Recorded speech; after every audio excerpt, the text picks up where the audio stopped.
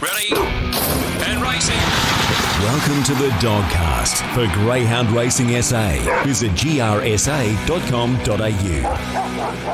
Welcome to the Dogcast, brought to you by Greyhound Racing SA. Welcome to another edition. I'm your host, Tim Edwards, joined by Greyhound Racing SA's racing manager, Shaun Mathieson. How are you, Shaun? Good, thanks, Tim. Great to be here again on this, Wednesday for us this week on the Dogcast. A terrific week of racing, that we've seen and going forward with some nice feature races to look at. Yeah, it's been a big couple of weeks. We'll touch on a few things coming up shortly. We're going to preview the Group 3 Howard Ashton final this Sunday night at Gawler. We had the heats and the semis in the last couple of weeks. So we'll look at that final on Sunday. We're going to look back at the SA Distance Championship final one at Murray Bridge back on the 27th of May. We'll also look at the straight track final the day prior to that on Wednesday, the 26th of May. So we'll touch on those two results.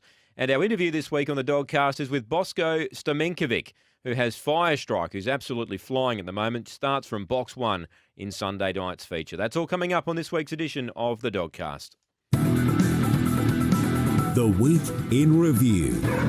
Yes, the Week in Review is brought to us by Fresh Pet Food Co., proud suppliers of fresh pet food in South Australia for the GAP SA Greyhounds in the GAP prison programs. They're based right here in South Australia. And if you want to know more about them, jump on the website freshpetfoodco, CO, all one word, .com.au. Shaun, let's go back a couple of weeks. Let's go back to Wednesday, the 26th of May. We had the straight track final at Murray Bridge. We discussed it on our last Dogcast edition. Yep. Aston Elena was the eventual winner for David Peckham, running a time of 18.87, defeating Shivano, who I think most of us thought would probably win. Yep. And Miss Gawler was very impressive, running third. She's since come out and won again. So form line stacks up pretty well. Aston Elena, very nice win. Yeah, absolutely. And credit to Dave Peckham. He's been doing a few kilometres over the recent weeks and months from Mount Gambier to Murray Bridge. Great that the team had some success with Aston Elena and proven as well. I mean, Aston Elena was the fastest qualifier, strung multiple wins together and got the job done. Obviously a very high-speed greyhound. And in August, there'll be the National Straight Track Championship. So no doubt Aston Elena will now be targeted at that event. And same with Beck Romain's dogs. She ran second and third, as you mentioned, Tim. She's got a terrific strike rate down the straight. So in the coming months, as it builds towards that National Straight Track Championship, we'll see a lot of those dogs appearing at the straight track. And definitely the Aston Elena Shivano in particular will be at the pointy end, I'd imagine. Yeah, and good to see David Peckham get success because, as you mentioned, with the Mount Gambier situation, with the COVID situation in Victoria, the last couple of weeks have been difficult for those trainers down there. So to get Dave travelling down to Murray Bridge and winning that feature race was certainly well worth it. Yeah, it's a difficult time for the people in the southeast, and it is actually a credit to our metro trainers, the guys in the local region, and those cross-border members who can still get across, who are really supporting the Mount. We wouldn't have been able to continue our race program as it is without their support. So fingers crossed at the end of this week, it's really open for the rest of Victoria, but we're just trying to manage the process. And again, it's very tough for the guys who are, really trying to make a living out of the industry, and Dave Peckham's one of those. So a lot of kilometres is what he's got to do. But he's getting the rewards. Yeah, he certainly is. Look, the day after the straight track final, we had the SA Distance Championship final at Murray Bridge. Bedrock Fred was the eventual winner for Shirley Barber. Terrific to see Bedrock Fred win again. He's been an ultra-consistent greyhound. Fantastic Radley, who we spoke to Aussie Chegia leading into the event, ran very well, only beaten narrowly. Great matchup Thursday night. We can't wait to talk about that race on Thursday this week. Shadow Burner ran third. He continues to race well, and Tapestry Tears ended up finishing fourth. It was a solid field. We had Gary's Miracle finishing midfield after copping some early bother. What did you make of the race, Shaun? Yeah, well, I mean, the first surprise was that normally when we get a guest on the Dogcast, they come out and win. They win, And unfortunately for Fantastic Radley, just went down by a length, a really good performance. But take nothing away from Bedrock Fred, has been progressing really nicely, and over the 680 was able to jump well, find the lead, and really was able to hang on extremely well. In talking to Cheryl Barber during the week, it looks like Bedrock Fred, after the run on Sunday night in the Howard Ashton, they might be sending Bedrock Fred to Queensland to take on some middle distance staying events up there. So a really progressive type. So we do wish them well if they take that challenge on. And then Shadow Burner, as we met, running third again, a very consistent greyhound. Was your best bet on the show last time, and Yes. in another race. Yeah, got scratched. I think you can claim third place in the feature, though, Tim. Yeah, I think he would have won if he had gone into that other race. But anyway, he ended up running in the final. He ran third, so good prize money there for third. So Bedrock Free continuing to improve. So well done there. We had the semi-finals of the feature Howard Ashton last Sunday night. Let's turn our attention to semi-final number 1. Fire Strike, very impressive. Bosco Stamenkovic, we're going to talk to him shortly, but he was just a terrific win. Look, he wasn't wanted in the market in his heat win. It was a bit of a surprise to see him win as easy and as arrogantly as he did, but he backed it up in the final and they couldn't get near him. Yeah, absolutely. I mean, in his heat, he was a maiden going into his heat. And then his second win is a semi-final of the Howard Ashton Group 3 Series. So a wonderful training performance by Bosco and obviously Christine, who does a lot of work behind the scenes. But yeah, very impressive from Box 8. Began well, got a little bit of a bump on the first turn and then progressed well and then pinched a break off the back straight. Yeah. And Victor Grosso, who's a very nice dog for the Rasmussens, couldn't really bridge the gap at all.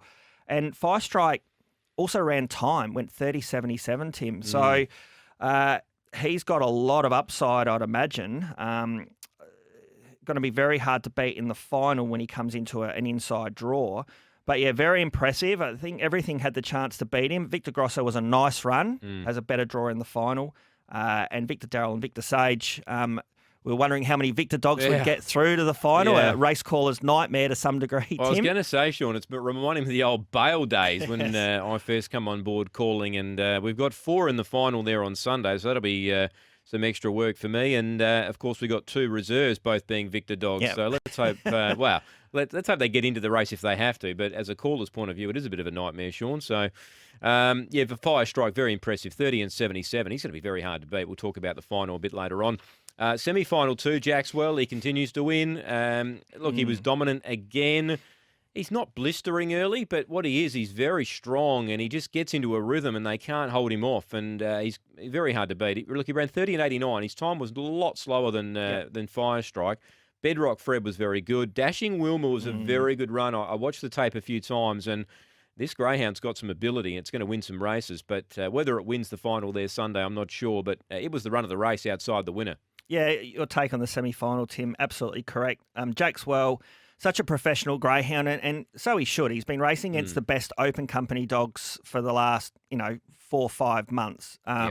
Proven it at that level, and he's drops back a bit of a class 2 restricted age level, so he has that edge on his rivals, but he's such a smart greyhound. He just finds his way through the field.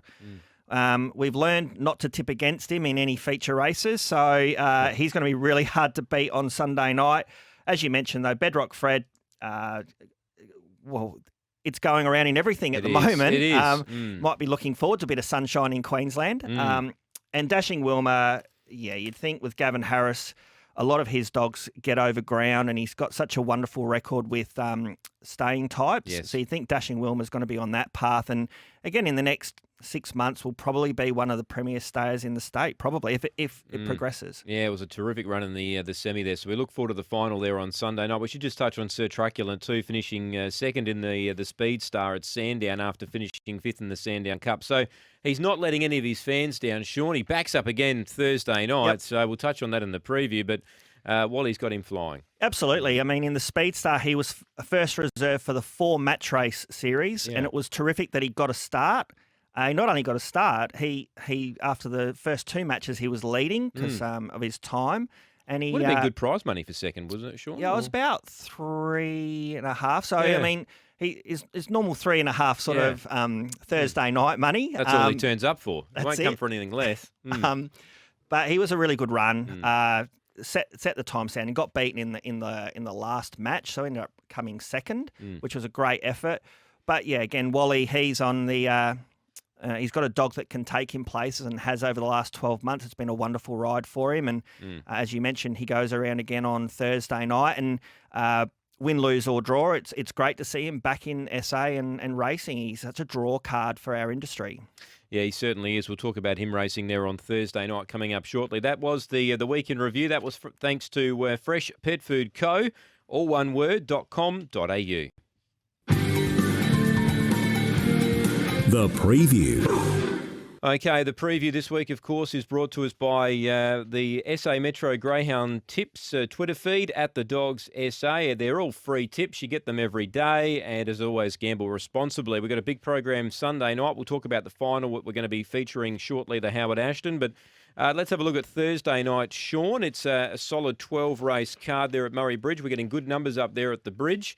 And before we touch on your best bet, a couple of interesting races. Sir Truculent, who we just spoke about, race 3 takes on Fantastic Radley, who, well, he's certainly progressing. And look, you don't want to tip against the truck, but Radley was so impressive winning 3 starts ago, and he's done nothing wrong since. Yeah, absolutely.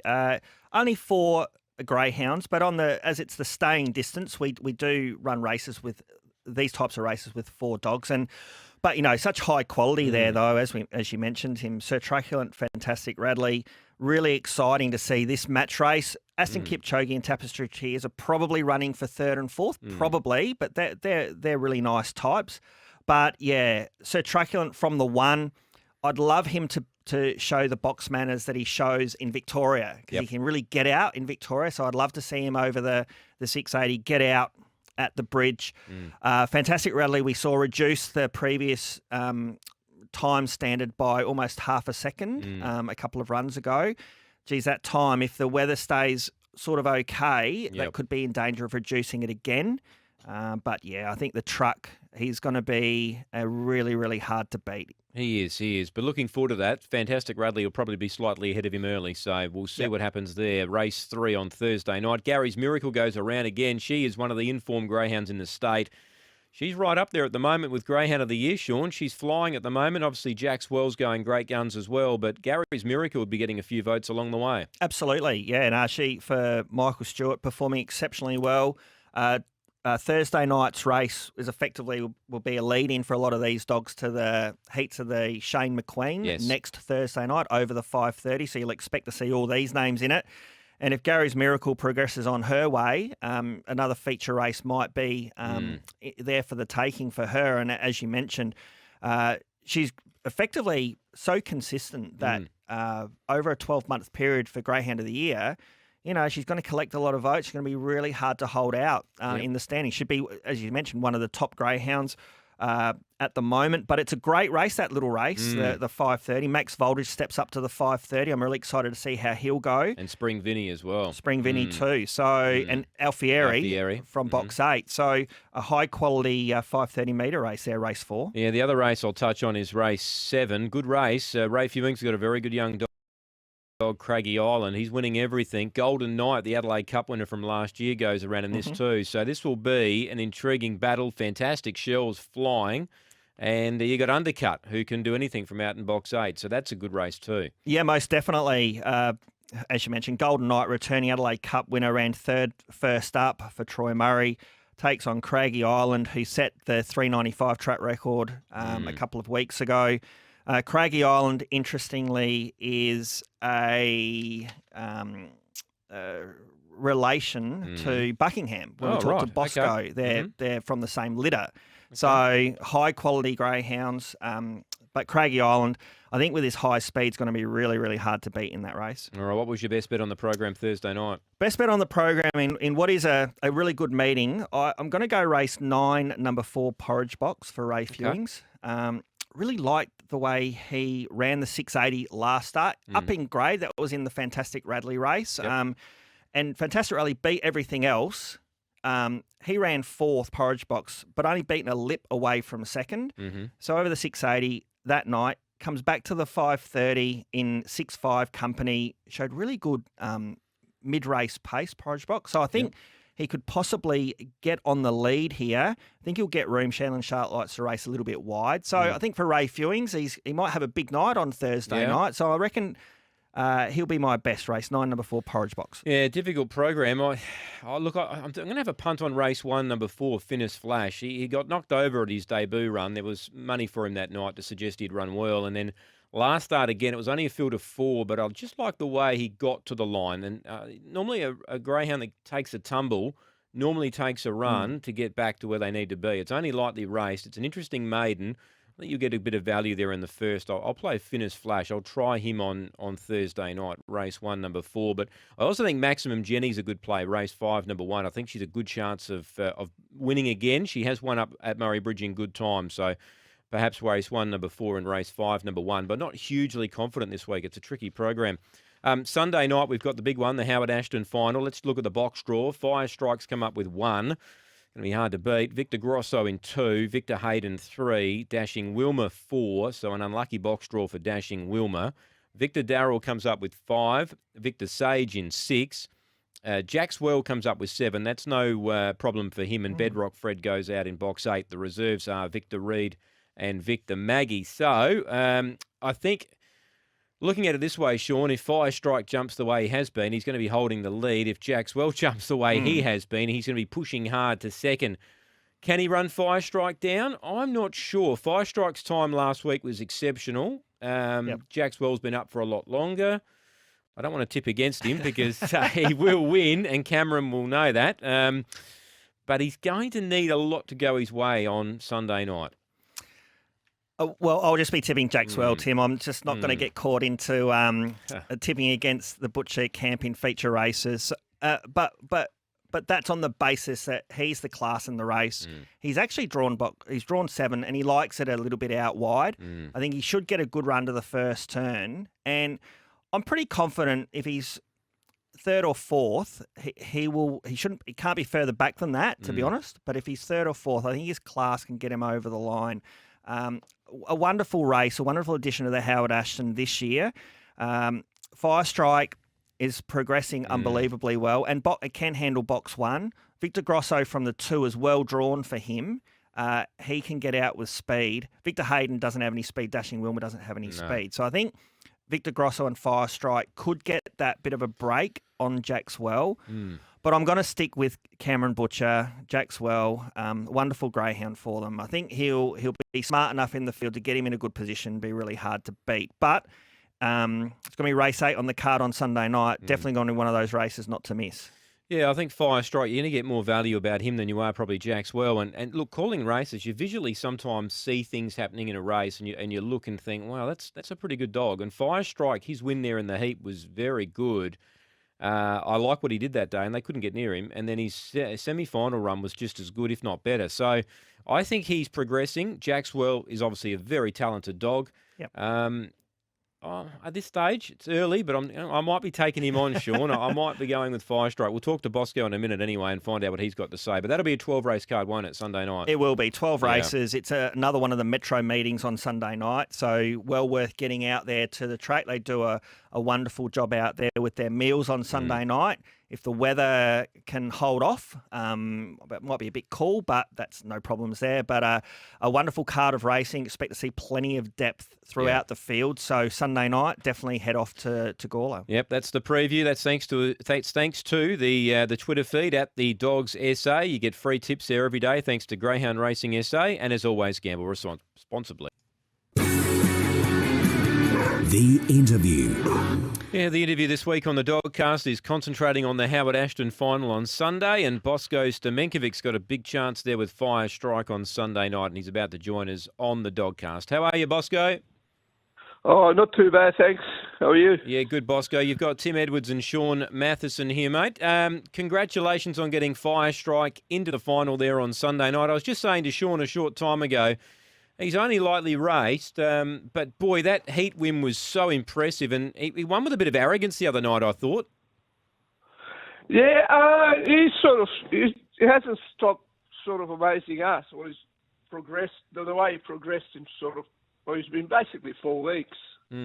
Like we've had him probably just a bit over 2 months, or a bit more, probably 3 months, because he was injured and when we got him, and Cameron didn't, with their health, the way they were at the time, and that he didn't have time, and he didn't really know how good the dog was. So he asked us to look after him because he had to go to the clinic here at John Karakazi's and that, and we were looking after him. So once he got better, we started.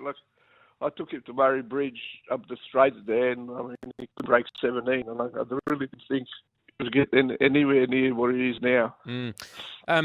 when you got him, Bosco, did you think he would progress as fast as he did? And did you think he'd run as well as he did in the heat? There was no money for him that day. And usually with your greyhounds, there's always a lot of money for them. It was actually funny, but we didn't back him at all. Okay? We didn't have a zilch on him. But the day he got beat, the day he got beat by Peter's dog in a maiden there, I told Christine and Yvonne, I said, there's something about this dog. It wouldn't surprise me if he beats that dog in 2 weeks' time. Yeah. Because I knew there was really an upgrade. And when he won his heat, I did say, Christine, this dog will win tonight. But, it was a bit of a tongue-in-cheek, but, I didn't have a zilch on him. What about in his semi-final win Sunday? Did you have something on him there, or? Not much, no. No. I'm a bit I was a bit worried about, even that he's a wide runner, and two things that I worry about Gawler when they got back box 8, the people hanging over the fence and him being inexperienced in that, and the noise lure. And then I was hoping he'd begin a lot better than what he actually began in the semi-final. He's just showed a lot of speed, and he used the box I'm sort of hoping the one will really bring him out this week. Well, that's what I was going to say. Do you think he can hold the lead from 1? I put it this way, with the box run, that's probably the box I would have preferred. If I had to pick one, I would have picked it, because there's not much between all the dogs, and and he's a bit of a bull of a dog, same as his brother. They don't sort of ease off or anything. They take it on their shoulder and keep on going, and one will be advantage for him for that. Yeah, and I guess your main danger is Jack's well out there in box 7. He's always hard to beat. Oh, he's just a winner, isn't he? Yep. It doesn't matter. He always finds a way to win. When he beat us in the St. Leger, he beat his sister Rosie Red in the St. Leger, and I told Cameron I was going to beat him that day. He still found a way to beat me. No, he's a winner. He's definitely one of the best dogs. And Bosco, when you said about it, he's 5 strikes like his brother, and his brother's Jack's well, isn't it? Yeah, that's right. Yeah. Go on. No, sorry. It's probably an interesting. You touched on there about Cameron and Yvonne's health at the time, and you've got a few of their dogs, and 5 strikes. Obviously made the Group 3 final, but you've got a few of them from them just because of the amount of work and effort that goes into as a greyhound trainer and preparing them for racing was a bit too much for them based on their health, and so you took on a number of their dogs. Was that right? Yeah, that's correct. Actually goes back a bit further when Cameron had those. I think it was stem cells inserted or something. When he had the problem with the heart before all that, Christine and Yvonne are pretty close. They've been pretty close for years. Probably close since they've come into the game, back into the game. They always discuss the things about dogs and that. And when Cameron was in hospital, we actually offered to bring all the pre-trainers over to look after him while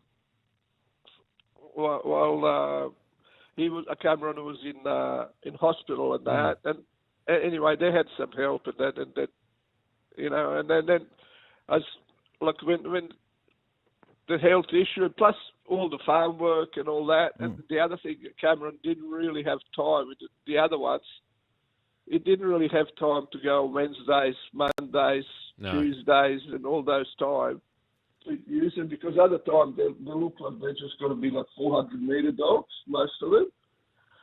And so, like I said, I will take them on and sort them out for you, see where they get to, and, whether you keep them or you sell them or, put them through the gap, or just as long as, you sort them out, they're not just giving up on them too early. No. So that's what we did, yeah. What about a couple of your other dogs, Bosco? Rosie Reb, we haven't seen her since March. When are we going to see her again?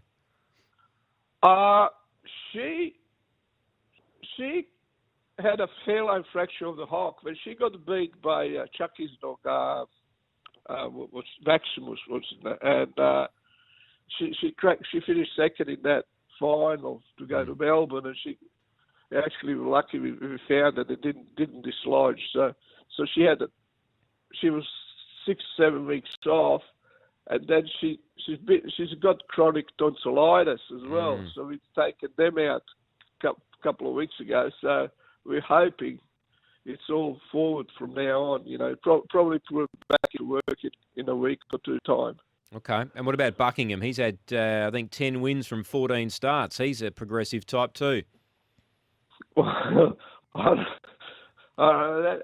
that's that. I don't think anyone can believe that dog's won those races. Like when we got him, and like I think even Cameron said, don't waste too much time with him. Like he's a really bad kennel dog, and so we sort of changed it up a bit. Like he lives with the brood bitches, the dog, and everything's done for him first. You know, he's put a bit of weight on. Like Cameron couldn't keep the weight on because he was playing up so much. Yeah, then he just sort of progressed from, like he won his maiden in a time grading. And then he's just sort of progressed. And I think all 55, they'll sort of find him out. Hopefully there's a few more races in him. Yeah, 10 wins from 14 starts. I'm betting you're glad you spent the time with him now. Oh, yeah, he's been a terrific dog to us. Oh, no, not just him. All Cameron's dogs that we've got, they've been really good to us, you know. And you know, we've been doing our own thing with them, you know. Cameron was just an Yvonne especially, like, you know, they were so grateful about it. And, you know, like they don't interfere or anything, just, you know, with some of them. Yeah. I was going to say, Bosco, you've been training for a very long time. Would Bothing be your best dog you've trained? No, like the best dog we've had was a dog called Footrod Faust. Okay. By far. And Bothing's up there, but we've had some really good stayers over the years. Like even our first dog, like before your time, but we call her Footrod Flats. Like she was a top grade stayer in Sydney in the 70s. No, we had some good ones. It's hard to sort of judge it. That's the trick, isn't it? Finding the good ones. But you guys have always had a good dog in your kennel, so you're doing something right. Well, I think it's just the time you give it and, you know, figure the dog out and, you know, put him into a race where he can actually be competitive instead of just, you know, I'd rather wait 2 months and put a dog in a race where he might have a chance than, you know, just bring him around, you know, like it's just time and money wasted. Well, you got a good chance there Sunday night, Bosco, with Fire Strike. We wish you the best of luck, and hopefully it's a terrific finish in the concluding stages of the race.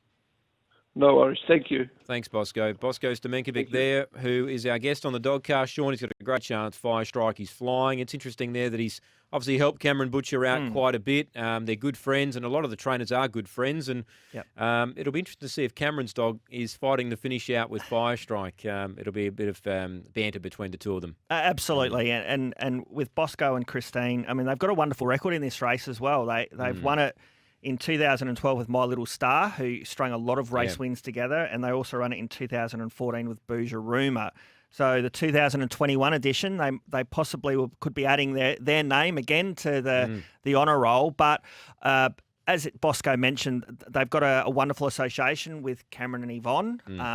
They are wonderful people, and the work that Bosco and Christine have done to help them out during that period is great, and it's great they're getting rewarded.